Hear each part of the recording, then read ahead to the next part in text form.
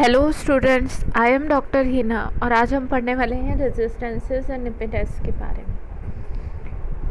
इससे पहले हमने पैसिव कंपोनेंट पढ़ लिए, क्या होते हैं, उनका बिहेवियर किस तरह से रहता है, एसी में डीसी में उनकी क्लासिफिकेशन पढ़ ली और उनका ऑपरेशन पढ़ लिया।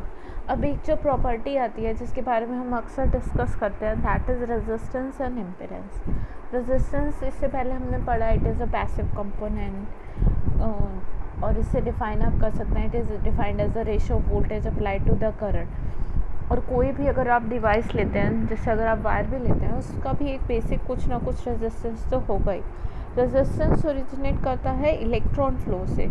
अगर आप एक कंडक्टर भी लेते हैं, एक वायर लेते हैं, उसका भी कुछ ना कुछ रेजिस्टेंस होता है। हाँ, हम जो सर्किट में कंपोनेंट लेते हैं या पैसिव डिवाइस बनाते हैं जिसको इस तरह आप रिप्रेजेंट करते हैं, उससे रेजिस्टेंस बोला जाता है।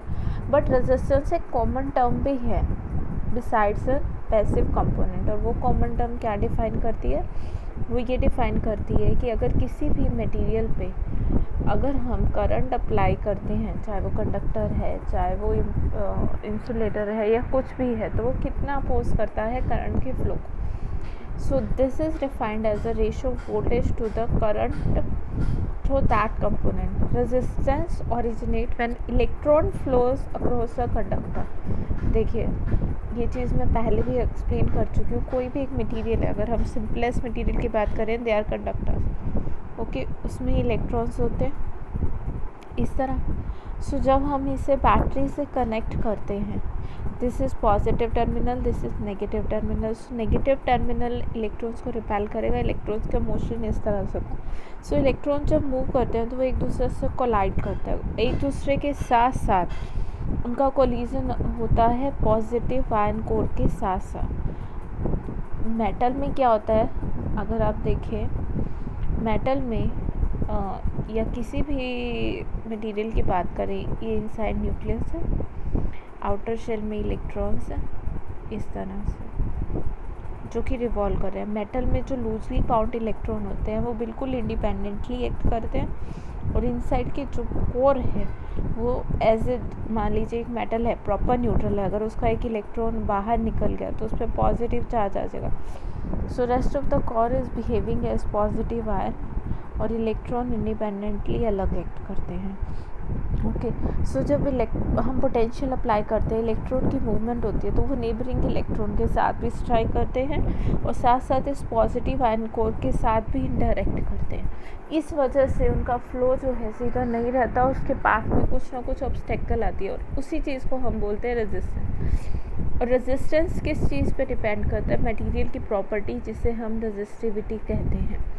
रेजिस्टिविटी रेजिस्टेंस का डायमेंशन है या फिर अमाउंट। जिस मटेरियल की जितनी ज़्यादा रेजिस्टिविटी होगी वो उतना ज़्यादा रेजिस्टेंस ऑफर करें। अब जैसे अगर हम बात करते हैं सेमीकंडक्टर की, उनकी रेजिस्टिविटी रिलेटिवली ज़्यादा है मेटल्स की बजाय, और मेटल्स में भी अगर आप आपस में कंपेयर करो, अगर एक की रेजिस्टिविटी दूसरे से ज़्यादा है, ऑब्वियसली वो ज़्यादा अपोजिट करेगा करंट के फ्लो को। ओके, सो रेजिस्टेंस सिर्फ इसी चीज़ पे डिपेंड नहीं करता कि मटेरियल कौन सा है, वो साथ ही साथ टेम्परेचर पे भी डिपेंड करता है।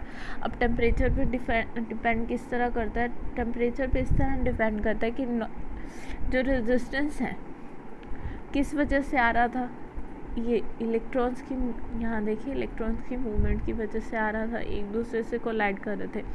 अब टेम्परेचर बढ़ाने से इनको थर्मल एनर्जी मिल जाती है, ये इनकी और ज़्यादा वाइब्रेशन शुरू हो जाती है। अब वाइब्रेशन शुरू होने की वजह से पॉजिटिव आयन कोर को भी एनर्जी मिलती है, तो अपोजिशन और एक तरह से बढ़ जाता है। सो वो चीज़ इफ़ेक्ट करती है आपके सर्किट के रेजिस्टेंस को। साथ ही साथ अगर हम सिंपली रेजिस्टेंस की बात करें तो ये सिर्फ अमाउंट पे डिपेंड करता है, और किस मटेरियल की बात करें। जैसे एक्सप्रेशन में यहाँ है voltage apply to the current flow, कितनी वोल्टेज अप्लाई की हमने, ये तो एक्सटर्नल सर्किट की प्रॉपर्टी है, और उसमें कितना करंट फ्लो कर रहा है ये प्रॉपर्टी है मटेरियल की, कि वो कितना रेजिस्टेंस ऑफर कर रही है। मटेरियल चेंज करेंगे, टेम्परेचर चेंज करेंगे, तो ये करंट चेंज हो जाता है। अदरवाइज रेजिस्टेंस सेम रहता है। बट अगर आप एसी फ्लो करते हैं किसी भी मटेरियल में, इसी में मैंने लास्ट टाइम बताया था 3 चीज़ें होती हैं। First is amplitude, second is frequency, और थर्ड होता है face.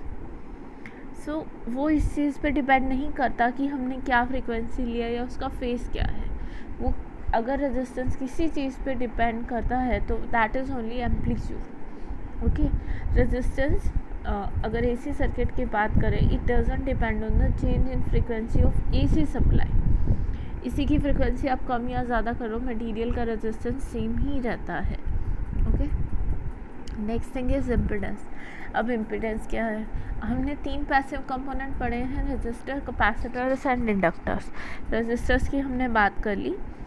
Second is your capacitors and inductors. Capacitors and inductors की कॉमन प्रॉपर्टी होती है, that is called reactance. Last time हमने एसी का बिहेवियर पढ़ा था कैपेसिटर्स और इंडक्टर्स के through.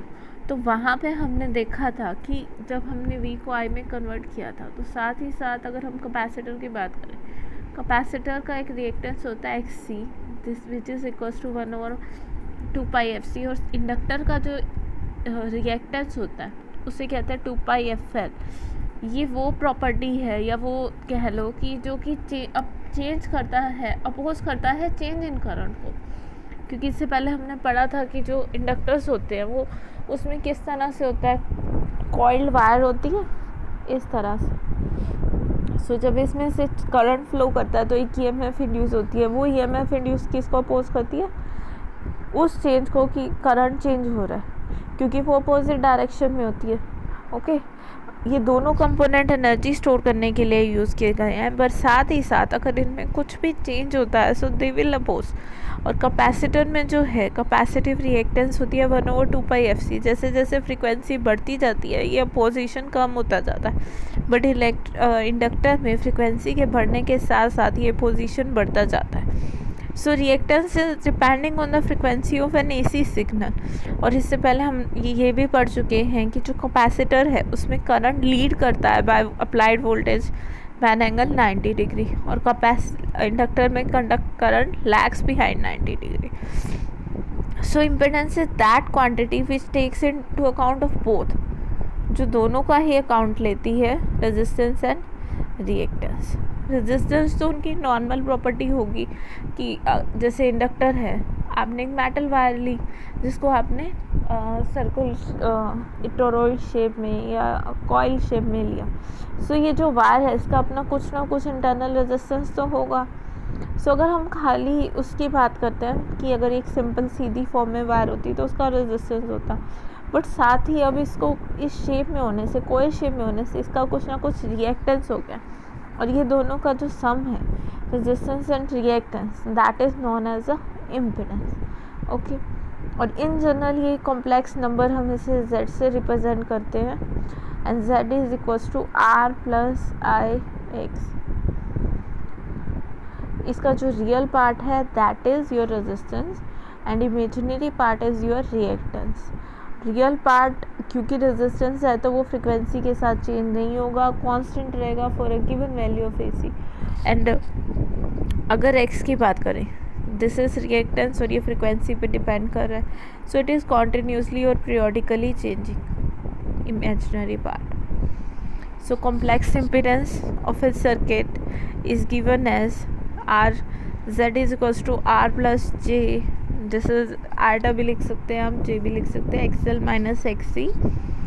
So magnitude of impedance is in general given by, अगर सर्किट में खाली इम्पीडेंस लगा हुआ है तो JXL हो जाता है, अगर खाली कैपेसिटर है so this reaction equation will reduce to R minus JXC। Okay, so अगर मैग्नीट्यूड निकालना है इनका, सो आपको पता ही है x प्लस आटा वाई का मैग्नीट्यूड क्या होता है, √x² plus y²। So face angle of impedance की अगर हम बात करें तो which is given by tan inverse y/x। अगर आपके पास एक इमेजिनरी नंबर है x प्लस y, सो इसका एंगल कैसे बताते हैं आप, tan inverse y/x, so simply tan inverse XL minus XC/R। For example इस सर्किट आपके पास शो किया गया है, इसमें तीनों कंपोनेंट है, इंडक्टर है, कैपेसिटर है एंड रेजिस्टेंस है। इसी सर्किट है, so magnitude of impedance is given as Z is equals to √R² plus XL is 2 pi FL minus XC, it is 1 minus 2 pi FC whole square. Phase angle is tan inverse y/x, y is your this component 2 pi FL, -1 और 2 pi F C divided by R. Okay, so अगर आपके पास कोई ऐसी circuit आ जाता है और आपको face angle निकालना पड़ता है कि करंट कितना लैग कर रहा है वोल्टेज से, कि करंट और वोल्टेज में इस सर्किट के बाद क्या है। हमें इंडिविजुअली कैपेसिटर का हमने कर लिया, इसमें 90 डिग्री से लैग करता है, इसमें लीड करता है, रेजिस्टेंस में चेंज नहीं होता। बट अगर ये दोनों कंपोनेंट लग रहे हैं तो phase shift between voltage and current will given by this relationship. ये रिलेशनशिप ही डिसाइड करेगा कि करंट और वोल्टेज में क्या रिलेशनशिप है। ओके, सो अगेन अगर हम डिफरेंस को करना चाहें, सो टाइप ऑफ मेजरमेंट अगर हम बात करें रेजिस्टेंस और इम्पीडेंस में, रेजिस्टेंस चेंज नहीं होता with respect to any changes in current. Like AC की बात करें, it is a property that only depend on the material. Okay, किससे बना हुआ है, उसकी डायमेंशन क्या है, R is equals to rho L over A होता है ना। So not only material, rho is the property of material, जो कि रेजिस्टिविटी आपने कौन सा मटीरियल लिया है, एल ओवर है उस मटीरियल की डायमेंशन क्या है, और साथ ही साथ ये टेम्परेचर पे डिपेंड करता है कि किस टेम्परेचर पे काम कर रहे हो। उसके बाद एक बार हमने एसी फिक्स कर लिया, अप्लाइड वोल्टेज फिक्स होगी, तो ये उस पर डिपेंड नहीं करता कि क्या फ्रिक्वेंसी है। और इम्पिडेंस दोनों चीज़ें लेता है, रेजिस्टेंस भी लेता है और साथ ही साथ रिएक्टेंस भी लेता है। ओके, कि अपोजिशन को भी लेगा कि जब एसी वोल्टेज चेंज हो रही है तो वो क्या पोजीशन शो कर रहे हैं आपके सर्किट एलिमेंट। फर्दर अगर टाइप ऑफ सर्किट की बात करें, सर्किट में बात करें तो रेजिस्टेंस एसी और डीसी सर्किट दोनों में आता है। ओके, और डीसी सर्किट की बात करें, impedance is simply resistance. DC में जब रिएक्टेंस होती नहीं है, करंट में चेंज होगा ही नहीं कुछ, तो कैपेसिटर और इंडक्टर क्या चीज़ अपोज करेंगे। सो वहाँ पे सिर्फ एक ही कंपोनेंट रह जाता है, दैट इज़ इट्स रेजिस्टेंस। आप वैसे भी देखिए, एक्सएल की बात करते हैं 2 पाई एफ एल, अगर फ्रिक्वेंसी यहाँ ज़ीरो है then X L will be zero. Simply X C की बात करें, एक्सी में भी फ्रिक्वेंसी नहीं है तो वो पिक्चर में ही नहीं आता अगर हम डीसी लेते हैं तो। सो सर्किट में देखें, एसी सर्किट होगा तो दोनों आएंगे, रेजिस्टेंस भी आएगा, रिएक्टेंस भी आएगी, तो इम्पीडेंस की बात करेंगे। अगर सर्किट डीसी है तो हम किसकी बात करेंगे, सिर्फ रेजिस्टेंस की। देखो यहाँ टेबल की फॉर्म में क्लासीफाई किया। If you consider about definition, so the opposition offer to the flow of current in an electric circuit is known as its resistance. और अगर फ्लो ऑफ करंट की बात करें डीसी सर्किट में, AC circuit में, because of resistor, capacitor and inductors, then this is known as the impedance. ये resistance के लिए है और ये इम्पिडेंस के लिए है। रेजिस्टेंस तो सिंपली कि इलेक्ट्रिक सर्किट में करंट के फ्लो को जो चीज़ अपोज कर रही है that is known as resistance. But अगर एसी सर्किट है तो रेजिस्टेंस के साथ साथ जो कैपेसिटेंस और इंडक्टेंस का इफेक्ट है वो भी क्लब किया जा रहा है, that is known as impedance. Circuit की बात करें, रेजिस्टेंस दोनों में होता है, एसी में भी होगा, डीसी में भी होगा, और इम्पिडेंस सिर्फ एसी सर्किट में होती है। डीसी में तो वो रेजिस्टेंस बन जाती है। एलिमेंट्स ये क्या होता है, रेजिस्टिव एलिमेंट से आती है रेजिस्टेंस, और ये रेजिस्टिव इम्पिडेंस में रेजिस्टेंस भी होती है, साथ साथ रिएक्टेंस भी होती है। क्योंकि इम्पिडेंस को हम इस तरह लिखते हैं ना, Z is equals to R plus I X. ये एक्स में एक्सएल भी है, एक सी भी है।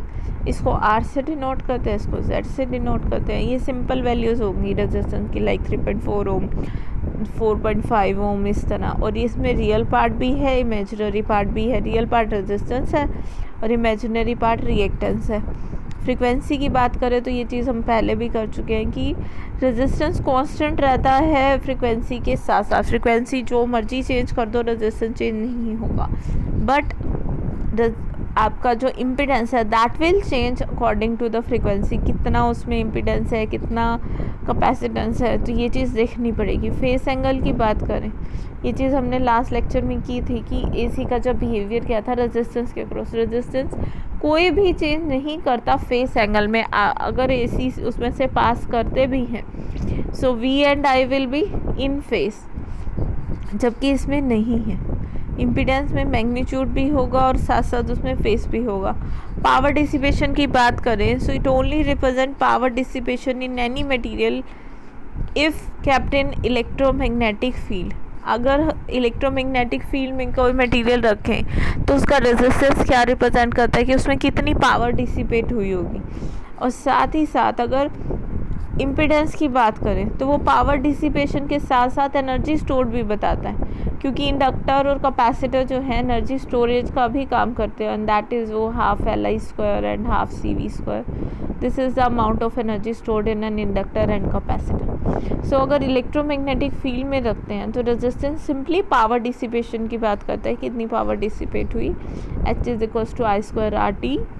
और जबकि कैपेसिटिव और इंडक्टिव एलिमेंट उसके साथ साथ एनर्जी स्टोरेज के बारे में भी बताते हैं। अब बाय यही सेम चीज़ टैबुलेटेड की बजाय अब इक्वेशन की फॉर्म में दी हुई है, ओके, जो एक अभी हमने टेबल की फॉर्म में की है। एक बार दोबारा देख लो, आपकी भी रिकॉल हो जाएगी कि रेजिस्टेंस और इम्पीडेंस होते क्या क्या है, क्या बेसिक डिफरेंस होता है। So opposition of the current, opposition offered to the flow of current in electric field whether AC or DC is known as resistance, and the opposition to the flow of current in an AC circuit because of resistance, capacitance and inductance तीनों का collectively होगा तो impedance है, खाली resistance है तो वो resistance ही है। रेजिस्टेंस दोनों सर्किट में होता है, AC DC, जबकि इम्पीडेंस सिर्फ AC में होता है। रेजिस्टेंस किस वजह से होता है, रेजिस्टिव एलिमेंट की वजह से, वो चाहे वायर है, रेजिस्टेंस इटसेल्फ है या कुछ भी है, जबकि इंडक्टेंस रेजिस्टेंस और रिएक्टेंस दोनों के कॉम्बिनेशन से होता है ना, कि कैपेसिटिव एलिमेंट कितना, इंडक्टिव एलिमेंट क्या है। रेजिस्टेंस R से डिनोट करते हैं और इम्पीडेंस Z से। रेजिस्टेंस की वैल्यू क्या होती है, 3.4 ओम, सिंपल नंबर्स हैं, रियल नंबर्स, और इम्पीडेंस क्या है, कॉम्प्लेक्स नंबर्स। रेजिस्टेंस वेरी नहीं करता फ्रीक्वेंसी के साथ, जबकि इम्पीडेंस फ्रीक्वेंसी के साथ वेरी करता है। क्यों, क्योंकि उसमें कैपेसिटिव और इंडक्टिव पार्ट है। इम्पीडेंस का सिर्फ और रेजिस्टेंस का सिर्फ क्या होता है, मैग्नीट्यूड, उसका फेस एंगल नहीं होता, जबकि इम्पीडेंस का फेस एंगल है। फेस एंगल यहाँ क्या रिप्रेजेंट कर रहा है कि करंट और वोल्टेज सेम फेस में नहीं रहते after passing through the circuit, okay. और अगर रेजिस्टेंस को किसी इलेक्ट्रोमैग्नेटिक फील्ड में रखे तो वो क्या चीज़ बताता है कि कितनी पावर डिसिपेट हुई होगी, और जबकि इम्पीडेंस क्या बताता है, पावर डिसिपेट के साथ साथ energy storage, okay. So students, आज के लिए बस इतना ही। ये बेसिक डिफरेंस था रेजिस्टेंस और इम्पीडेंस की, कब हम रेजिस्टेंस लिखेंगे, कब हम इम्पीडेंस लिखेंगे, क्या होता है और क्या नहीं होता। बहुत ही बेसिक लेक्चर था। अगर स्टिल आपको कोई भी प्रॉब्लम है, you can ask me in comment section. So that's it for today.